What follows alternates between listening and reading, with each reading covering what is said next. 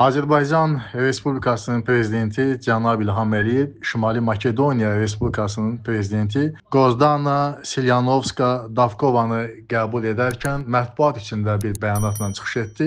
Ölkə prezidenti cənab İlham Əliyev vurğuladı ki, Azərbaycan Şimali Makedoniya əlaqələri dinamik inkişaf tempinə malikdir. Müxtəlif məsələlərdə biz ortaq mövqedən çıxış edirik və ilk tərəfli əlaqələrin inkişafı çoxtərəfli əlaqələrimizin də inkişafına böyük dəstək verir. Və eyni zamanda cənab prezident vurğuladı ki, bizim potensialımız daha böyükdür, lakin hələ də iqtisadi ticarət əlaqələrimiz bu potensiala adekvat deyil və biz çalışmalıyıq ki, ümumi səylərlə bu sahədəki əlaqələrimizi daha da inkişaf elətdirək və qeyd etdi ki, enerji təhlükəsizliyi sahəsində əlaqələrimiz sürətlə inkişaf eləyir. Keçən ilin sonunda artıq Azərbaycan qazı Şimali Makedoniya ərazisinə daxil oldu və bu ildə Şimali Makedoniyanın Azərbaycan təbii qazı ilə təminatı daha da genişləndiriləcək və qeyd etdi ki, ölkəmiz keçən illəri 25 milyard kubmetr qaz ixrac edib ki, 12 dövlətə bu ixrac reallaşdırılıb. Ondan 10-u məhz Avropa dövlətləridir. Bu baxımdan Şimali Makedoniyada Azərbaycanın enerji tərəfdaşları arasında